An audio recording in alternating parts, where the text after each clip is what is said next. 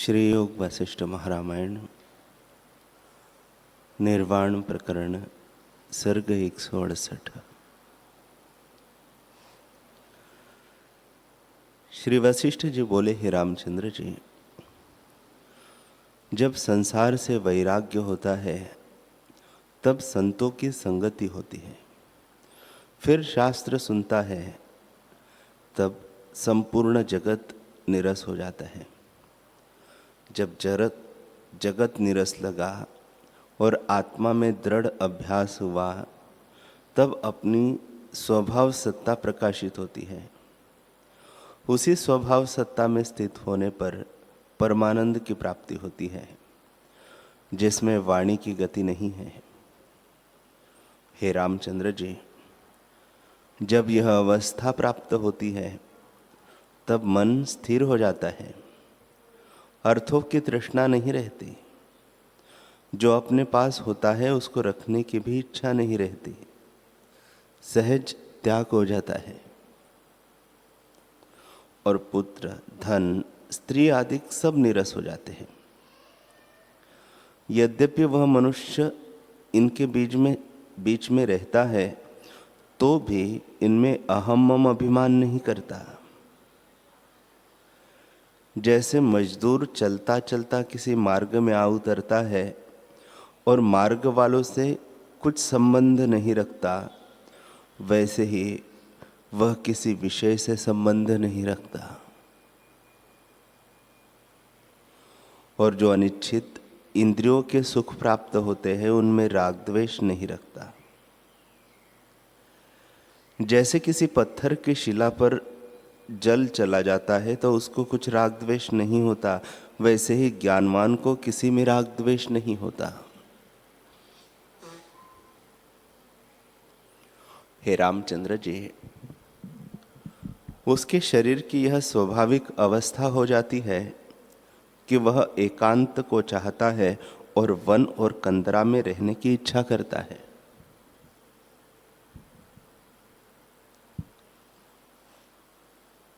मुमुक्षु को अज्ञान के स्थान जो स्त्री, भोग, राग, द्वेष के इष्ट अनिष्ट भी दैव संयोग से प्राप्त होते हैं तो भी उन्हें शीघ्र ही त्याग देता है। हे रामचंद्र जी, जब क्षेत्र में बीज डालना होता है तब पहले जो कांटे आदि होते हैं उन्हें फावड़े से काटकर दूर किया जाता है, तब खेत अच्छा फलता है। हे रामचंद्र जी, जिस पुरुष को मन रूपी क्षेत्र में अनुभव रूपी फल देखना हो, वह इच्छा रूपी कंटकों और वृक्षों को अनिच्छा रूपी फावड़े से काटे और संतोष रूपी बीज को बोवे तो खेत भी अच्छा फलेगा। हे रामचंद्र जी, जब अनुभव रूपी फल प्राप्त होता है तब मनुष्य सूक्ष्म से सूक्ष्म और स्थूल से भी स्थूल हो जाता है और उनमें आत्मा को देखता है। हे राघव, जब चित्त अदृश्य होता है तब द्वैत भावना मिट जाती है और जब द्वैत भावना मिट गई तब चित्त अदृश्य हो जाता है। उस चित्त को जो उपशम का सुख होता है वह वाणी से कहा नहीं जा सकता, उसका नाम निर्वाण पद है। जब मनुष्य ईश्वर की भक्ति करता है और दिन रात्रि चिरकाल तक भक्ति करता रहता है तब ईश्वर प्रसन्न होते हैं और निर्वाण पद की प्राप्ति होती है। राम जी ने पूछा, हे भगवान, हे सब तत्ववेताओं में श्रेष्ठ, वह कौन ईश्वर है और उसकी भक्ति क्या है जिसके करने से निर्वाण पद प्राप्त होता है? श्री वशिष्ठ जी बोले, हे रामचंद्र जी, वह ईश्वर दूर नहीं, उसमें भेद भी कुछ नहीं और वह दुर्लभ भी नहीं है। क्योंकि वह अनुभव स्वरूप ज्योति और परमानंद बोध स्वरूप है। सब जिसके वश है और जो सब है और जिसमें सब है, उस सर्वात्मा को मेरा नमस्कार है। हे रामचंद्र जी, सब कोई उसी को पूजते हैं।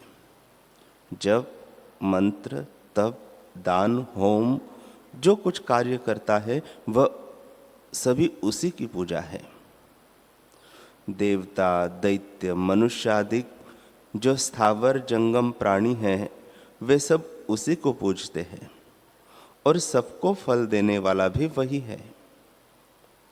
उत्पत्ति और प्रलय में जो पदार्थ दिखते हैं वे सब उसी से सिद्ध होते हैं। ऐसा वह ईश्वर है। जब वह ईश्वर प्रसन्न होता है तब वह पवित्र शुभ आचरण करने वाला अपना एक दूत भेजता है। राम जी ने पूछा, हे भगवान, ईश्वर अद्वैत आत्मा शुद्ध ब्रह्म है, उसका दूत कौन है और वह कैसे आता है, यह मुझसे आप कहिए। श्री वशिष्ठ जी बोले, हे रामचंद्र जी, उस ईश्वर जो परम देव का दूत विवेक है, वह हृदय रूपी गुफा में उदय होता है। जब वह उदय होता है तब उससे जो परम शोभा प्राप्त करता है। जैसे चंद्रमा के उदय होने पर आकाश शोभा पाता है, वैसे ही वह पुरुष शोभा पाता है।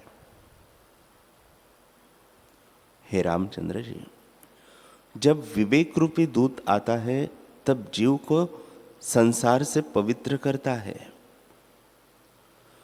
मनुष्य प्रथम वासना रूपी मैल से भरा था और चिंता रूपी शत्रु ने उसे बांधा था, पर जब विवेक रूपी दूत आता है तब वह चिरकाल चित्त रूपी शत्रु को मारता है और वासना रूपी मैल का नाश करके देव के निकट ले जाता है।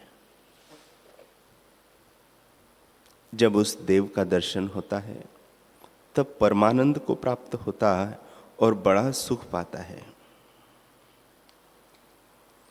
हे रामचंद्र जी, संसार रूपी समुद्र में मृत्यु रूपी भंवर है, तृष्णा रूपी तरंगे हैं, अज्ञान रूपी जल है और इंद्रिया रूपी ग्राह है। उसी समुद्र में ये जीव पड़े हैं। जब विवेक रूपी नौका अकस्मात प्राप्त होती है तब वे संसार समुद्र से पार होते हैं। हे रामचंद्र जी, जीव प्रमाद से ही जड़ता को प्राप्त हुए हैं। जैसे जल शीतलता से ओला कहलाता है, वैसे ही प्रमाद से आत्मा जीव संज्ञा पाता है और वासना से ढक जाता है। पर जब अंतर्मुख होता है तब उस देव के सम्मुख होता है और वह देव प्रसन्न होता है। उसके सहस्त्र शीश, सहस्त्र पाद, सहस्त्र भुजा, सहस्त्र नेत्र और सहस्त्र कर्ण है। सब चेष्टाएं वही करता है। देखता, सुनता, बोलता और चलता भी वही है। वह अपनी स्वभाव सत्ता से प्रकाशित होता है। जैसे सब देहों में चलन शक्ति पवन की है, वैसे ही प्रकाश शक्ति उस देव की है। जब जीव उसके सम्मुख होता है तब वह प्रसन्न होकर विवेक रूपी दूत को भेजता है। तब मनुष्य संतों की संगति करने लगते हैं। तब सच्छास्त्रों को सुनकर उनके अर्थ में उनको दृढ़ भावना होती है और वह विवेक रूपी दूत अहम को अदृश्य करता है। तब यह जीव शून्य हो जाता है। फिर यह शून्य को भी त्याग कर बोध मात्र में स्थित होता है तब पूर्ण आनंद को प्राप्त होता है। हे रामचंद्र जी, जीव आनंद स्वरूप है और यह विश्व अपना रूप है, परंतु अज्ञान से भिन्न प्रतीत होता है। जैसे आकाश में दूसरा चंद्रमा, मरुस्थल में जल और आकाश में तरुवर दिखते हैं, वैसे ही भ्रांति से जगत प्रतीत होता है।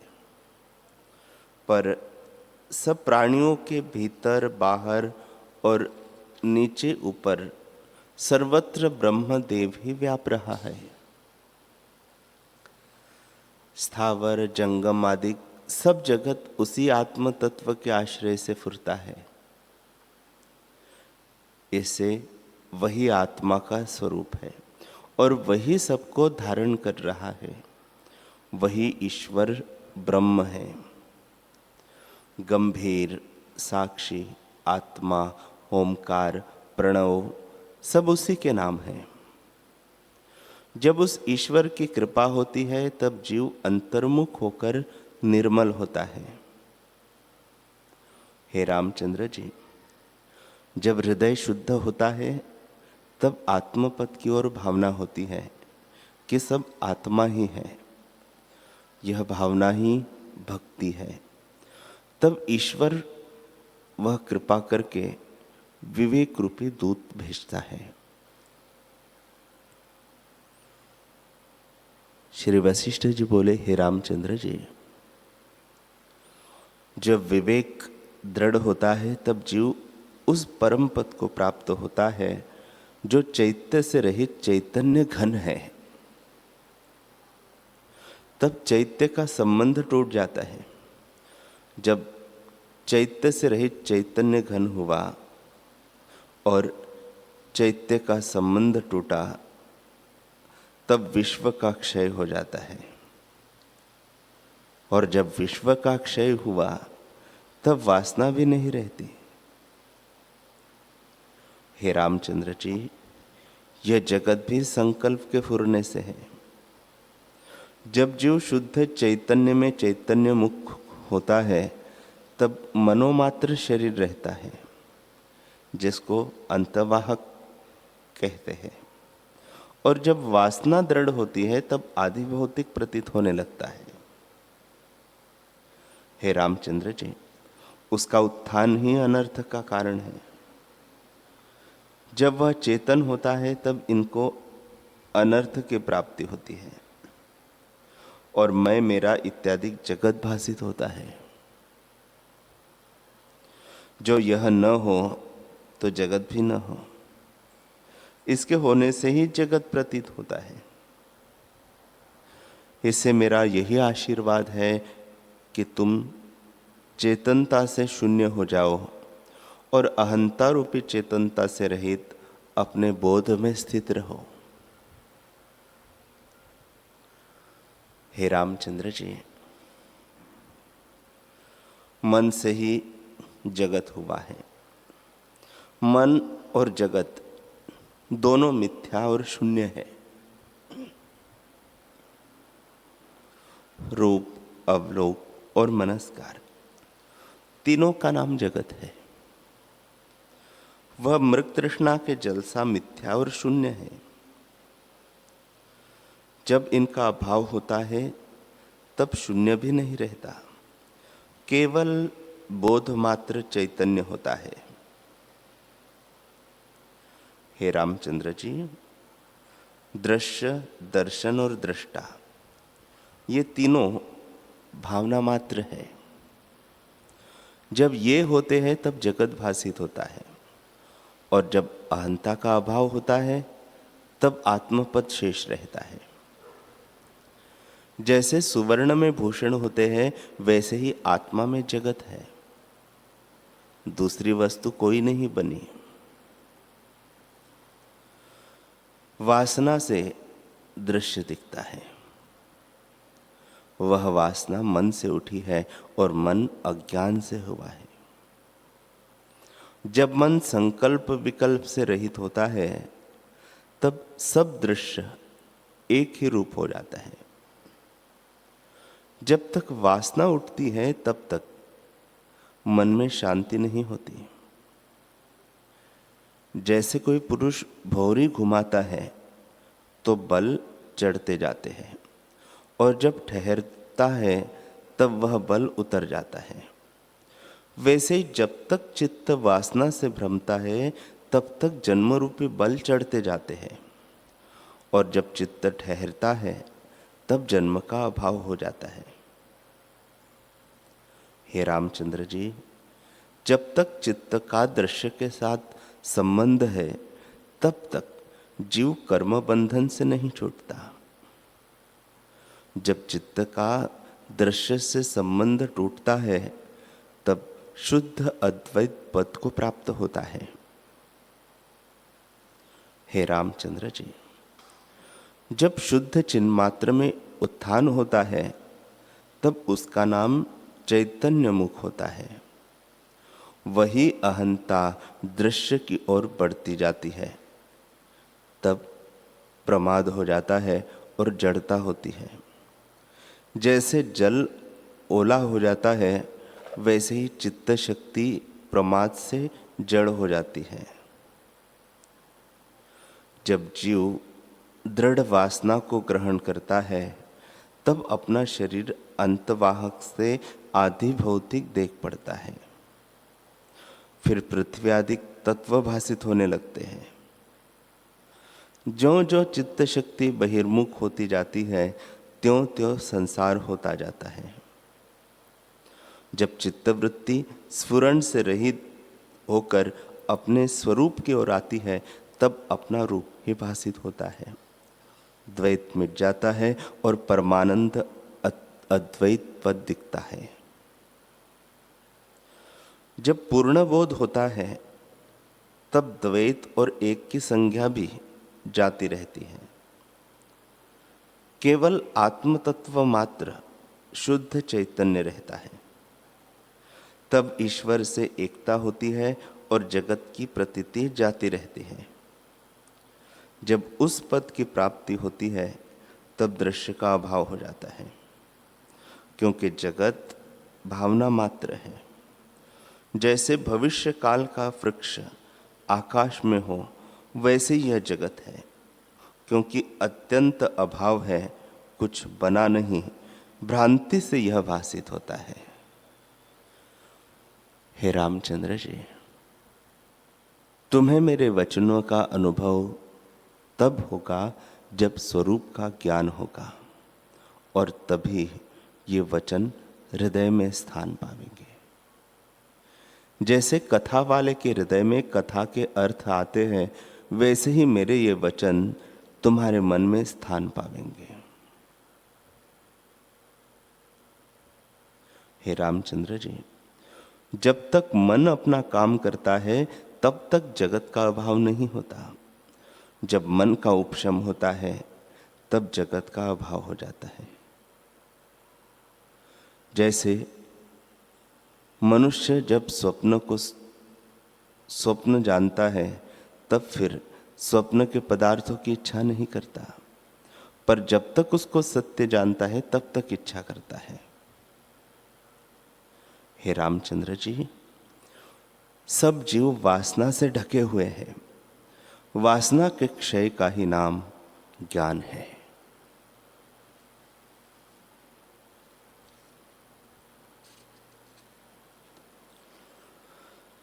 हरि ओम।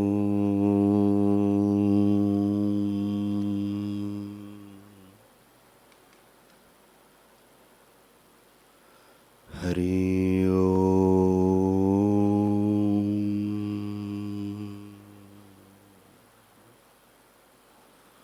ओम। सहना भवतु सहनो भुनक्तु सह वीर्यं करवावहै तेजस्विनावधीतमस्तु मा विद्विषावहै। ओम शांति शांति शांति। श्री सद्गुरुदेव भगवान की जय।